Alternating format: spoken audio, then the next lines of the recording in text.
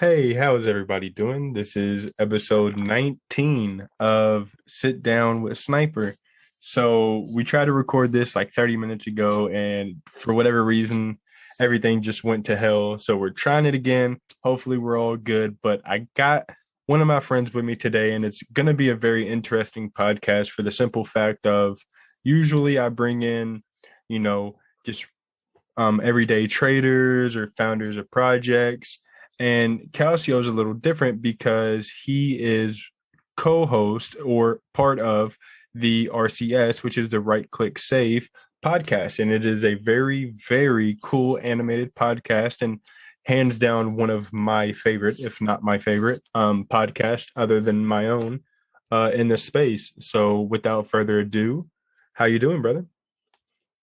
I'm good. I'm having a lovely little time out in Tenerife, which is a small island off the coast of Africa. We're having a lovely afternoon, and yeah, I'm just really excited to be here. It's a pleasure to sit down with you, Sniper. I appreciate it, man. I'm glad that we could actually get this episode on the road now since we're using Zoom. But I mean, shoot, since we're breaking it down from the top again, so whenever it comes to the podcast, this is something that both of us have been doing for a little bit now. Actually, how long have you been doing your podcast? I think we started about September time. It was a really organic coming together as well. It was literally that we were in the same project at the time as Crypto Dads. We were both hanging out in there. I wanted to do some sort of content. The analogy that I used originally when I pitched it to Jim was that it's not the most glamorous. I wanted to be like toilet paper, right? Hear me out here. So I didn't want to necessarily make something which was really shilly or clickbait or anything like that, super, super in your face. I wanted to make content that was just really needed. I wanted to make a product that people felt they had to take part in. And I thought that by doing the content we do, where we had projects on and we engage with such a wide variety of different people, it would essentially provide that sort of content for people. That's a terrible analogy. I've got to change it up. No, it's good. I mean, what y'all have created, I think, I didn't even know y'all were around that long, to be honest with you. So that's like 2 months prior to mine because I started in November. But what you guys have created is super awesome. And we spoke before and said, Jimmy is the one that does the animating, but it takes two. And one thing that I really love about the podcast is the fact that if people haven't seen it, it's an animated set. So, and on the animated set, of course, you see where they sit, Jimmy, Calcio, and then across from them will be the guest. And I love that in the background, they will have Jimmy's memes on one side, and then on the other side, they will also have picture frames of the guest. So it's really like this real studio that people are going to, going, sitting down, talking. And it's like, I don't know, it's just like kind of so metaverse to me. And I love that, man. What y'all have created is amazing. I want to ask you though, over the last several months of you doing this podcast, what has it been like for you? Has it been fun? Has it been stressful? Has it been rewarding? Can you talk us through maybe how much has been going on through the last several Sure. months? Yeah, sure. I think I've probably probably done us a discredit, a bit of a disservice, called us the toilet paper of the NFT space. Um, but in essence, I approach this very, very differently. I think to a lot of people, I didn't want to, or didn't need this to make me money. I'm very fortunate to have just sold my business and be in a position where I've got investments that do the heavy lifting financially for me. I wanted to approach the NFT space as a passion project, as something which I could really throw myself into and understand and respect. And I think that's why with our content, what we've always tried to do is make sure that first and foremost, we don't shill, we don't clickbait. And I appreciate you've got to do a level of it, but we've really tried to be genuine with what we do. So when we have a guest on, we want to be giving our audience an opportunity to learn something and not just be promised alpha that they're not going to get. So I think at times, and obviously you've touched on this within your Twitter thread and just in general, you've talked about it on your timeline. Sometimes it can feel a little bit frustrating because you see creators who, and again, fair play to them, they've got game and it works, good hustle, who will create content that feels a lot less effort. which it literally is, because Jim puts dozens of hours a week into making, as you said, I'm going to call it an incredible set, because it is. And sometimes you see someone who makes this is how you make 10x gains video, and it will do way better. Sometimes it does feel frustrating, but I think that the biggest thing that's given me a lot of appreciation for it is when you get genuine thanks and gratitude, and genuine just people being nice, right? Like there is a real core of people in Web3 who will be, and you've had Toby Lasser on recently, and Toby's like, if I could have like a metaverse dad, Toby would be my metaverse dad. You get people like that you meet, and you have him on the podcast. He's really grateful to be on and things like that. And that's when you get those moments of just go, it's all right. It's really a lovely experience on the whole. So I think that whilst it has had its challenges, anything does. I think it's been exactly what I'd hoped it would be, and I'm really enjoying doing it.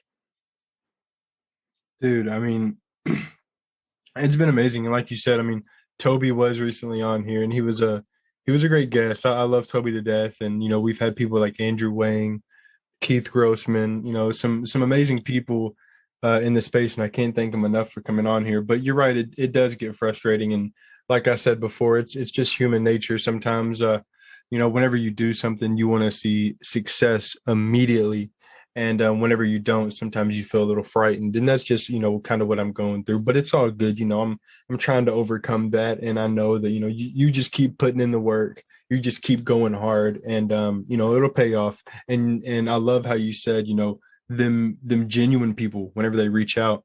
I love whenever I look through the comments, and I mean, I do have some hate here and there, but I'm blessed enough to where it's not crazy amount. But whenever you see people say, like, I had someone reach out and tell me that, like, yo, I've listened to your spaces recently, and I've listened to a couple of your podcasts, and I've really like benefit off what you've told me, like what you've said. And that just like changed like my whole mindset. And I was like, damn, like, to know I've genuinely helped this person. From what they said, they've changed their life a little bit with the money that they've received. And it's never financial advice, but he did some things that I was talking about, and he really did do something, and that just like brought so much joy to me. I know you did say that you come from a little bit of a different past, that you just sold your business. We're not going to talk about any specific numbers or nothing like that, but whenever I think about people from NFTs and crypto, usually whenever they're on this podcast, I ask them, what was your previous history? And it's usually all kind of the same. But with you, I know your past. So I kind of want to speak on how you were one of the people that was, for me, I was buying and selling clothes, shoes, stuff like that. We've seen a lot of people do that. We've seen a lot of people sell a bunch of other stuff, but you are one of the few, if not the only one that I've seen come from buying and selling Funko Pops. And for those that don't know, they're a little figurine that you can get at, general stores like Hot Topic, on Amazon, Target, Walmart, Barnes and Noble, certain stores. And, they usually go for $10 to $15, but Calcio will be the first to tell you that they can go for some high prices. So if you don't mind, Calcio, could you just shortly speak on what your past was with Funko Pops and how it got you here? Yeah, so for me, I moved out when I was 18. So my now fiance and I, about 6-7 years ago, wanted to live on our own, fairly standard story, and needed to make a bit of extra money. So it started off with just being the regular hustler story. I'd buy and sell anything. I'd go to charity shops, thrift stores, whatever you call them in the US, and we'd buy anything, fax machines, playing cards, just whatever we could. And you would put it on eBay, put it on Facebook, whatever, and you make a small margin. What I quickly realized is that I needed to find a product that was sustainable, that I liked. And one of the biggest appeals with Funko was that the IP I was selling, you already had a love for it, right? So if you already love Star Wars, as the salesman, my job is just to make sure the price works for you. I don't have to make it work for you. If you want the item that I have, it just makes sense. And Funko did a really good job early on, it's not so great now, of creating a really good shock within their supply. So the 12-piece items can go for, and like frequently $40,000, $50,000 now, which is a lovely sum of money. And my whole business thesis was originally just to create enough money to not have to work for someone else. The business grew very, very quickly, to the point where we had employees and the regular stuff a business has. And recently we got a really nice exit on it. But I think the reason that it's so relevant for me coming into NFTs, and the reason NFTs appealed to me, is that I've spent the last 4 or 5 years selling fully grown men. No disrespect to them, I'm a massive collector myself, but essentially what is a plastic figure in a cardboard box for 50 grand, 60 grand, 100 grand, right? So if in my head these can sell for these prices, if NFTs can do even just the same thing, then there is a huge market for NFTs to be the future. That was my entry point back in about May or June when I first started looking at them. And from then it was just all about understanding and respecting the space, right? And understanding how it is different, because we don't have IP that's been here for decades. We don't have characters that people have grown up with yet in the space. And I'm really excited to see which brands do that part of it and create that genuine, incredible level of, wouldn't necessarily Disney-esque characters, but those real characters we can resonate with. But yeah, that's how I got into NFTs, and that's my background. And I think that the biggest benefit as well is having already built a business and then sold it and not needing this to make me money. And again, some of the money that people make is fantastic, but for me, it's about building and enjoying as opposed to it needing to make my living. And I think that gives me the length to really relax a bit more. And I think it's just not to it's too long an answer, but I think it's all about understanding what your narrative is and making sure you thread the narrative together carefully in the right way. And that can be really difficult because this space moves ridiculously quickly. And I think it can be really overwhelming. Sorry. It can be really overwhelming regardless of who you are and your previous experience, because you can put X amount of money into something and it'll be worth considerably less the next day. And so I think the goal has to be for every single individual in this space to understand that we are all very different people, and to understand that we all have different backgrounds and experiences and needs and requirements. I mean, just before we started recording, you were, saying, go well to your girlfriend and your cat, things like that. So everyone has a different scenario and a different lifestyle and a different everything. And so I think that the biggest and most important thing for people to do is to understand we're all very different, and that we have to understand where the boundaries are. And for me, having no need for this to make me money and just being able to do this as something I love is special. And I am really grateful for it. But yeah, so Funko taught me a lot though about, I guess, how to do that the right way. I will tell you this. I know a lot of people come on here and whenever they start ranting, well, what they think is a rant, they'll be like, sorry for this long answer, but let me say to you, previous guests, and anyone else that comes on here, there is never too long of an answer, because, we're all here to hear what you have to say. And I care about, any long answer, short answer, medium answer, it doesn't matter. I'm here for it. But I do, you made me think of a curious thing, and I'm surprised we haven't seen it already. Do you think, I don't even know if this is in discussion, but do you think Funko enters the NFT scene? So Funko made some terrible wax NFTs, and they didn't understand what NFTs are. They didn't understand what they needed to do with them to make them work. They just came out with a very generic set of, essentially it was like a sticker collection. When Funko actually really had a great opportunity to capitalize on the fact they have the rights to these incredible IP licenses, Star Wars, Marvel, Dragon Ball Z, some of these massive behemoth projects. All they needed to do was create genuine supply shock like they used to, make the pieces limited, make them rare, make them a collectible, which is what at its core Funko always has been.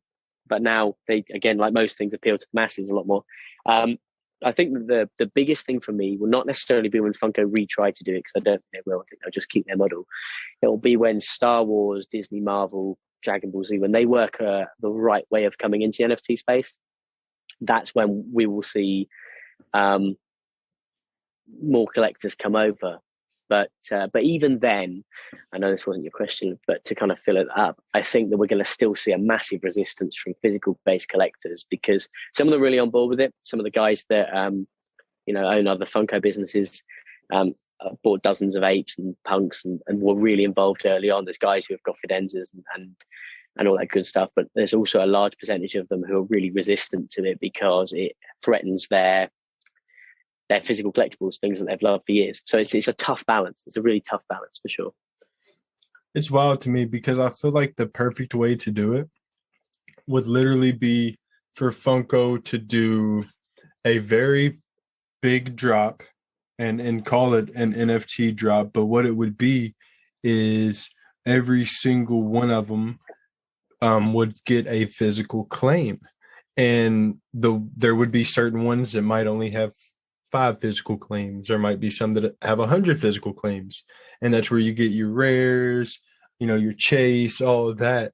I think that they have a huge opportunity, and they kind of still do have a huge opportunity still if they do it correctly. But I kind of remember the whole wax thing because that was when Topps was doing drops as well, and I think King Kong, and just people that could have actually made really, really good drops and just totally blew it because they didn't really understand the ecosystem and what NFTs were, and we were still pretty early. So it was a little upsetting to see that, but I would love to see him come back and try to do something crazy. Um I do want to shift it a little bit and ask you on the NFT side of things rather than the podcast. So whenever it comes to NFTs, are there any, we'll start off with saying, are there any that are your favorite? Could you give us 1 to 3? Because usually whenever I say what's your favorite, it kind of throws people off. Sure. Whenever you don't, not 1, not 2, 3, but then after that, give me one project that you wish you would have got. So I'm going to start with the one I wish I'd gotten. It's an obvious answer. So it's obviously called Ape. I have 2 very painful stories about this. So in summary, a lot of my money's obviously tied up in business accounts, which unfortunately in the UK, at least, I don't know what the US laws are. It's very difficult to deposit from a business account into crypto. So I had to use my personal account. Unfortunately, when I tried to put, I think it was 130 grand in October to buy an ape, my bank said no, which was painful at the time because obviously they then ran up and I wanted to be able to use the ape for the IP of my podcast and just generally pretty solid investment, as it's proven to be. Fast forward to 2 weeks ago, and I think apes were sitting at about 170k. Toby Lasso bought his, and it was one that I was looking at. And my bank did the same thing. So my miss is 100% apes, and it's very painful, not because of the financial repercussions or implications, but because the only reason I don't own one is because the central organization that my bank is refused to allow me to do what I wanted with my money, which is testament to the power of Web3, because that wouldn't have happened the other way around. So that's definitely my miss, and I'm going to have to cope with that forever. But it is what it is. I'm just going to have to buy one at 300k or whatever that now, but we'll get to that at some point. My 3 favorite projects at the moment, or just in general. So for me, I try to look for things now where the artist is at the core. He doesn't necessarily have to be the only thing. I'm not saying I only invest in art-based projects at all. What I am saying, though, is I like the idea of a project that keeps the artist around long term so that their vision can be embodied for longer than 5 minutes.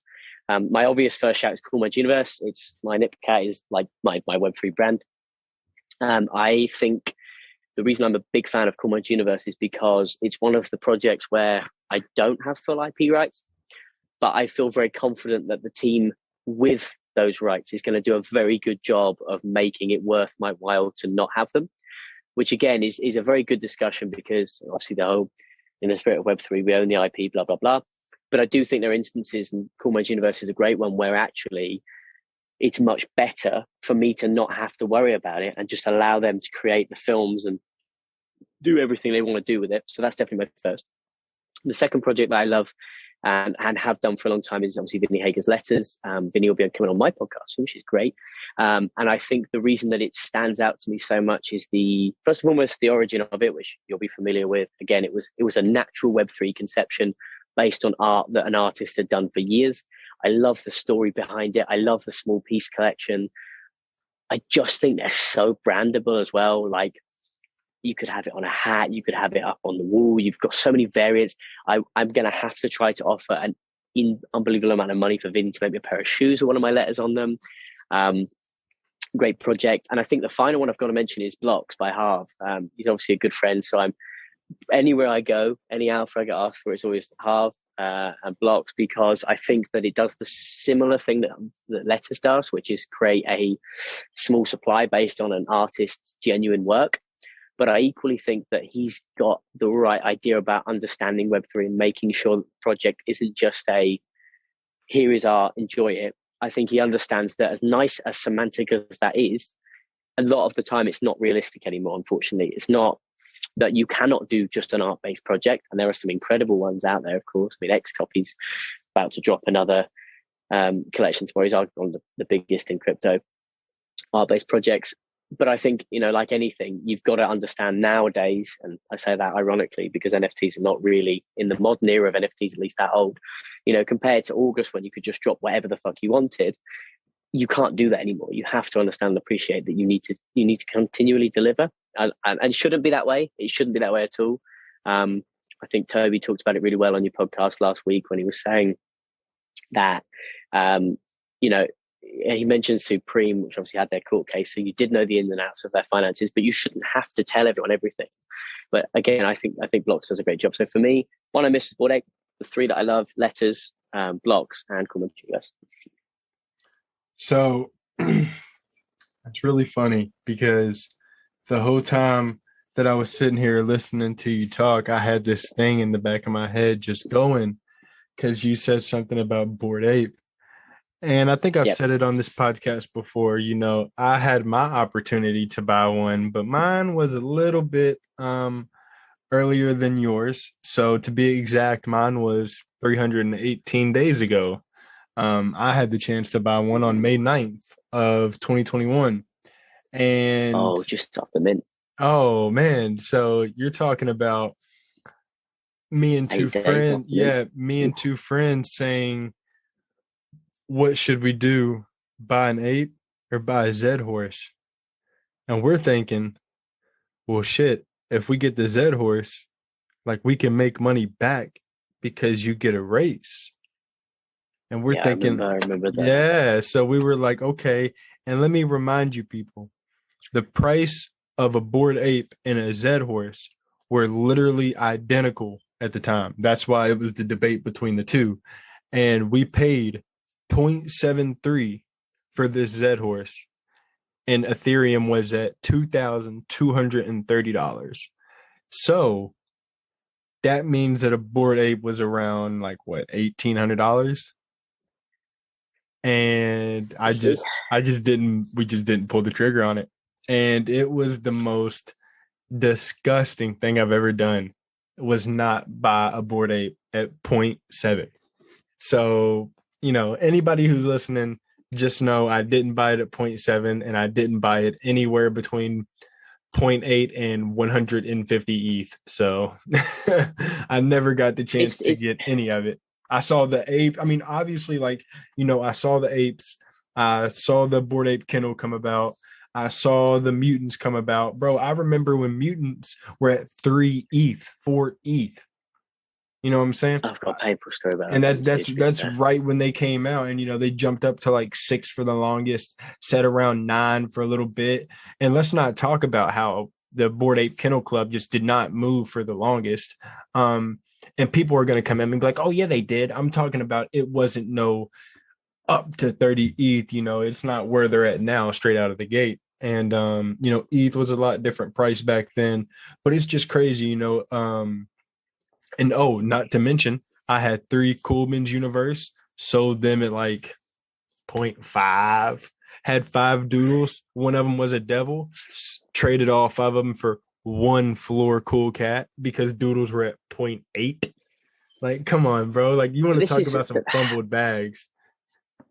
I think that's where you have to, and it's brutal, but it's true. You've got to just understand and set yourself a narrative and just stick to that as best you can. Like, as I said to you earlier, I do appreciate the fact that I'm not in this for money. I'm not, and that there's no shame in that. Like, if people make fucking great money off NFTs, absolutely no problem with that. I don't care. Again, there's obviously got to be some etiquette to it, which is a different story for today, but no issue with make money, obviously. And I think the reason I mention it is that I just look at the space a little bit differently, because I sold 10 NFT worlds for under point 0.5. So we've all got Oh, those horror. Yeah, that's rough. My cousin, who is not he's crypto native, doesn't really do NFTs, still has 10. I get messages regularly just with his world balance, which is okay. But I think it's about understanding and just making sure that you just appreciate that. I bet if you speak to anyone who's been NFTs for 6, 10, 12, however many months longer, they will have a list like we just listed off of things that they've fucked up. And that's okay. You're going to have them. You've got to just get past them, or else you're going to get in that rut, which I think, and again, maybe you haven't, but I feel like you've had a little bit of the recently where things might not be going the best. Like you might not get the guest you want, or you might sell something at the wrong price, whatever it is. It's really tough because, like you said, it's human nature to feel lost more. The analogy I'd use is if I send 100 parcels out, 99 arrive perfectly, and one guy complains that his is damaged, it's going to be hard for me to think past the one negative experience. But I've got to do everything I can to just get past it and accept that most of life is all right. Mate, there's so like Toby Lasso. One of the questions we asked on our podcast is your worst ever trade. He sold 5 apes at 0.2 and then just went, you know what though? If I'd not done that, I wouldn't have got into Cool Cats the same way. I'd have not met Vinny Hager. I'd not be where I am today. So it's like you've got to choose whether you take the good or the bad. And without it sounding too cliche, you can't do anything about it.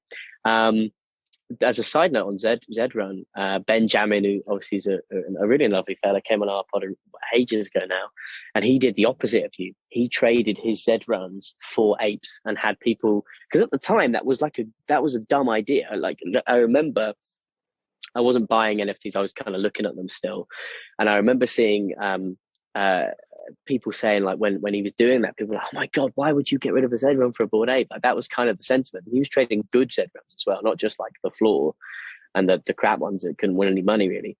So I don't think that was a terrible idea at the time. It's tough. It's tough. I guess, as I said, I really think it's all about understanding what you're trying to achieve. And if you made profit on your trades, then if that's what you're trying to achieve, then there you go. Good shit. I mean, yeah, because I tell people all the time, like I really liked doodles. I really enjoyed the artwork, and I had so many people like wanting to go after this project from the beginning. I was one of the people that got whitelist, allow list, I apologize, all that Nice. stuff. And yeah, that was, that's not a brag or nothing. It's just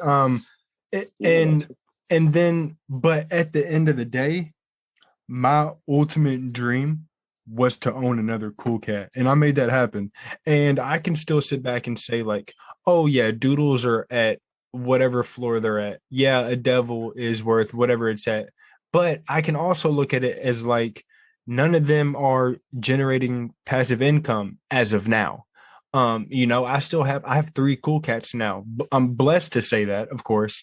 But whenever it comes to them, I get milk and stuff like that. So I'm really happy about that. And looking back in that moment, I was happy with my trade, and that's all that matters. Because at the moment, How that much was did you worth it. start NFTs with?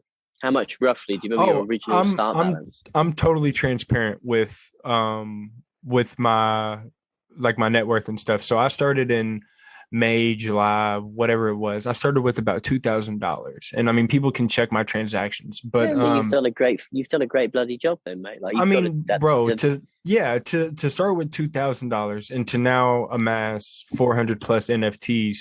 Credit, these are not all blue chips, and some of these are airdrops on Polygon and whatnot. But to be able to say, yeah, I have 3 cool cats. Yeah, I have a cool egg. Yeah, I have 3 landers. Yeah, I have this. I have that. I am super blessed to say that, and it's the people I've met along the way. And I know that's funny to say, but it really is. There's no way that if I would have been in this just for money, I would have been able to meet amazing people like Keith Grossman, Maya, who is also working at Time, DW Pine, who is also working at Time. People that I consider very good friends. Andrew Wang, he's like a little brother to me. These are all amazing, amazing people. And if I was just in this for the greed, I wasn't genuine, I wasn't, actually caring, I feel like, and I know I would have never met these people. Credit, I do feel like at least everybody is in it to a sense for the money. I know, like you say, that you're not in it for the money, but of course, money can always help you and continue to help you. And I think we all agree on Oh, that. mate, yeah, for sure. Yeah, For yeah, of sure. course. But we all know that like me and you both really, really enjoy helping people you know, get their dream NFT, navigate this space easier, stuff like that. So yeah, I try not to harp on the big, I guess people would say the big losses, but really you can't even look at it like that because you think about it, and I'm rambling on right now, but you think about it, that cool cat that I sold, that cool cat that I got for those five doodles, I paid zero point 0.7 for those five doodles because I got them on pre-sale. So that means I paid zero point 0.7 for a cool cat, which was 8 Ethereum at the time. That sounds like a pretty damn good flip to me. And that's how people or myself should be looking at it, not, oh dang, I sold these five doodles at were zero point 0.8 and now look what they are. Like nobody, I never knew what they could have been. They could have easily went down to zero just as much as they went to, 10. So who knows? The the thread that I have actually pinned to the top of my Twitter is a testament to that. Really, I think is understanding how much money that actually is. So, like, if you break that down, let's go on today and say ETH is 3K, right? Point 0.7, what, $2,100 ish, right? That's what you paid. I know ETH was, well, ETH might be more actually than to be fair, but just use these numbers for argument's sake. Let's say you pay $2,100 ish for those five. 8 Ethereum now is like $25,000. So you just made like the best part of $22,000 with JPEG, which is a lot of money. And I think it's really easy to see the fact that people have paid pennies for Bored Ape. And again, testament to the guys that did mint and all that good stuff. I'm not shitting on them at all. And it's easy to see big numbers. It's easy to see the whales of the space making millions of dollars and all that good stuff. But making $20,000+ off of a trade like that is a lot of money. It just is a lot of money. Like it just plain simple is a lot of money. So I think it's again really understandable why people get annoyed about things that could have gone X, Y, and Z, but you still do have to realize that it's a good chunk of change. And I think one of the other big things that's really easy to be remiss of is understanding, like, you've got to enjoy what you're doing. You have to enjoy what you're doing. And I think we've seen so many people get burnt out recently because projects aren't as fun right now, because their portfolio is full of stuff that they just want to make money on and all that kind of thing. And just to resurface, obviously I'm bothered about money. Every human being, not every human being, the vast majority of us care about money to some level, right? Money is really important, but this is from experience, and there's plenty of other guys that will probably attest to the same thing. Money solves money problems. It will fix your financial problems, sure, but it won't solve anything else. And that's when you realize that enjoying your process, enjoying what you're doing is infinitely more important than ensuring that you make maximum profit every single time. 100%. 100%. And that's why I get so, I guess, hard on myself about like wanting to see this success, because I mean this is something I really, really, really enjoy. And like I said, I do enjoy sitting down with people and getting to learn not only about them but about the space more. And I ain't gonna lie, since we've been talking about this ape stuff, I'm kind of contemplating trading a cool cat for a kennel. So I wouldn't be close to that. I would not be close to that. I might have to look into that because they're similar prices, and I have three cool cats and zero exposure to a Bored Ape. So maybe a dog is my route. Might have to do something there. So long as you're happy with it, Yeah, it's worth yeah. I doing. mean, I want to get some exposure to Yuga Labs, and I think what they're doing and what they're doing with their ecosystem. I saw their seed round of investors, and I don't know if you saw the names on there, but they were pretty damn huge. And to raise $450 million, I don't know what the hell they got planned, but it sounds like the Olympics to me. So I don't I know, think man. that's the biggest capital raise in US history, as far as I'm aware. I could be wrong, but it's an almighty sum of money, and it's again a massive fuck you to anyone who doubted the Web3 space and NFTs. And I think it's a difficult proposition. So when you're talking about that, do you get a Bored Ape Kennel Club to be involved in the ecosystem? It's a really difficult thing to weigh up, because it does then come back to like your own personal situation. But yeah, it's an enormous amount of money to have raised. And I think even if you don't have exposure, I think being exposed to NFTs in general, you will get benefit one way or another. Again, provided you've not just got like a wallet full of dick bucks. You're going to get exposure. You're going to benefit from a Web3 based brand raising that much capital. I mean, that's how I look at it. I see it more as like, do I think Bored Ape Kennel Club is going to shoot up to like 200, 300? I mean, you never know at this point with Yuga Labs. I never thought that Bored Ape would go over 100. So, I mean, I'm not going to say nothing outlandish because anything's possible. But the fact that I do think as more people inch into the NFT scene, as Yuga Labs continues to make a big, big noise in the space, people will start looking for the cheapest entry into BAYC and their counterparts. The same thing happened with Cool Cats, and I said it from the beginning. If you couldn't get a Cool Cat, you get a pet. If you can't get a pet, then you buy milk. And that's just how it went, and that seems to be how it's going. But we've been going for a little bit now. I think we still have about another 15 minutes in us. But I do want to ask you, because I've been trying to think of like some good questions, and I started it with Toby last week. I don't know how much you pay attention to it or anything like that, but 2 quick questions for you. Whenever Calcio leaves the house, goes on vacation, goes to the store, don't matter, what's a few essentials that you must take with you? So that's a good one. I end up traveling a lot because I go to the football, and then I like a good holiday.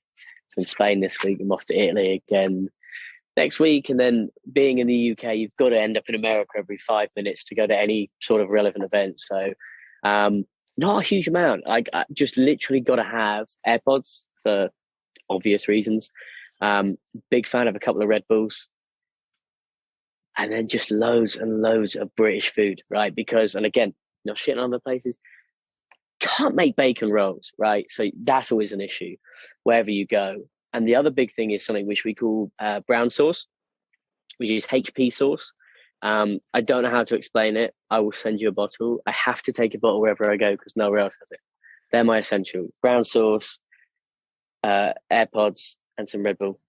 I mean, yeah, send me some brown sauce. I don't know what that is, but it sounds okay. I mean, I'll try it on whatever you tell me to. I'll try it on it. But no, that's nice, man. You carry not a lot. You're a super light person. Toby, I can't even remember what Toby had. I started with him, started asking the question.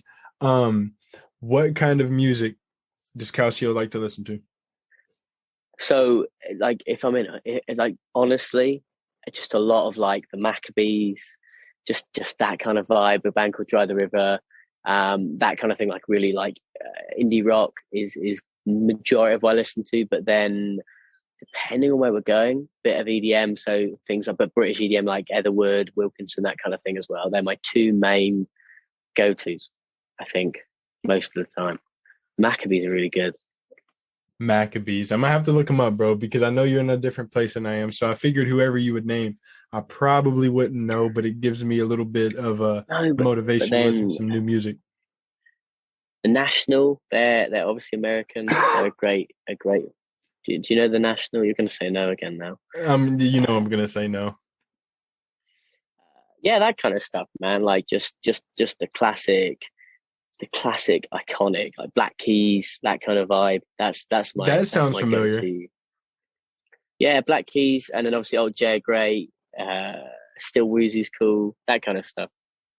Okay, man. I mean, I like it. So, I mean, to keep it going, man, I do want to ask you a couple more questions. So, sure.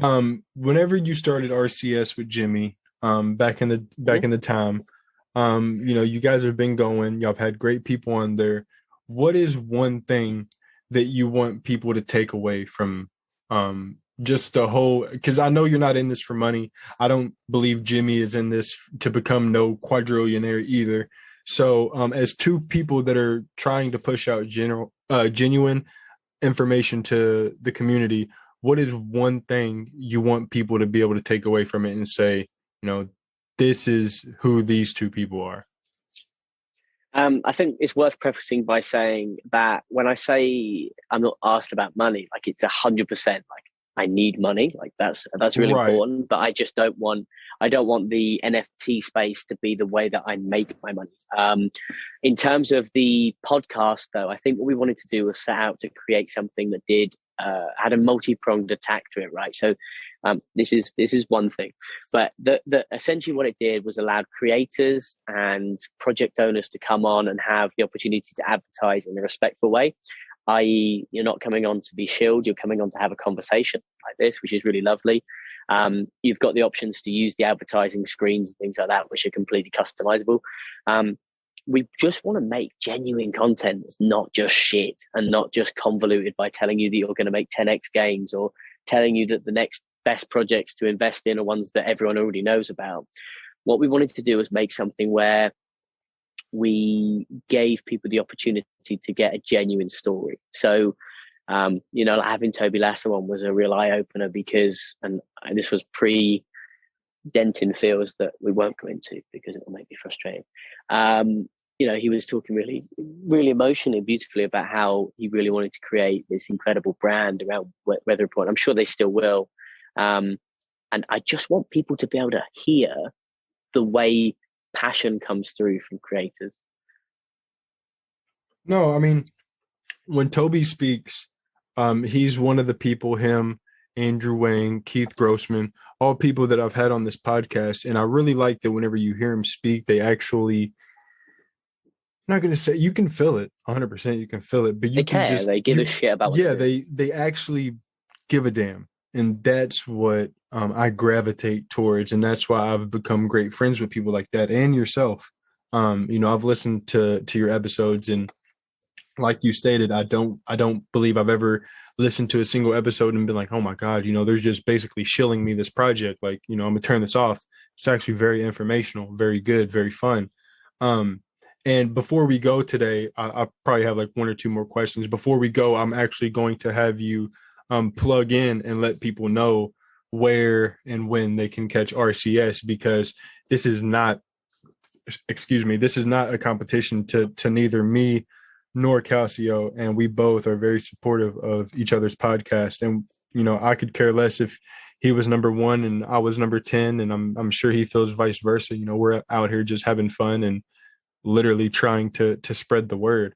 So I did want to ask you though, where did you meet Jimmy? I know you said Crypto Dads was kind of the maybe a mutual server, or where y'all really hit it off, but did y'all know each other prior at all, or was it literally all in the Crypto Dad server? Yeah. So 100% was organic from there. So it was just that I wanted to make content. I was desperate to do something. I love the idea of being able to express. Everyone wants a podcast. Like it's just one of those things. And when he came and we had the chat originally, and he said we could animate this, I thought it was a bloody good idea. Just to kind of to circle back to what you said there about competition, I actually think you're 100% spot on. That the space is going to have winners and losers, sure, but I think that what it also has is a massive opportunity for just everyone pulling each other through. And I think that the fact that we and other creators who do podcasts will say the same names over and over again. Andrew Wang as a great example of just someone who's like an absolute don. Like the fact that the same names come up all the time, those are the people that are paying the most marge to making sure everyone does their best. I think that there's way too much room in this space for everyone to succeed, for anyone to not help each other out. And I think like the fact that I'm hopping on here, you're 100% come on our pod, and that's how it should be. And it's tough, it's hard, because I appreciate that as you've had experiences recently, people aren't always open to that. But I do think that for sure, let's support each other. But yeah, we didn't know each other beforehand. I think that's another great, at least from my point of view, like a romantic story of the space. We didn't know each other at all, and it just rolled from there, really. No, that's super nice, man. I mean, I never knew that, but it really shows, and that's a beautiful thing to exit on is like it just shows I'm super keen on in real life events, and that's how you 100%. really can build these communities and find people that you really want to work with. And it's the same thing as these really strong communities or just people that are actually good in these communities that you find in these NFT projects. Because, like you said, you found him in Crypto Dads, and look what it evolved to.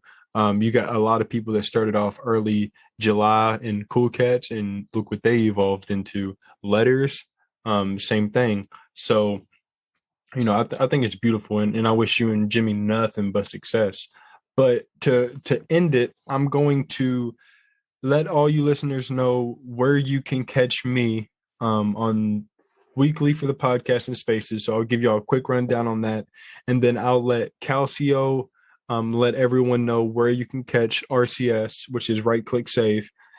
So for me, this podcast, which is Sit Down with Sniper, this will be episode 19. This airs every Monday, and this will be airing while I am in NFT LA. So if you're hearing this, I'm currently in LA.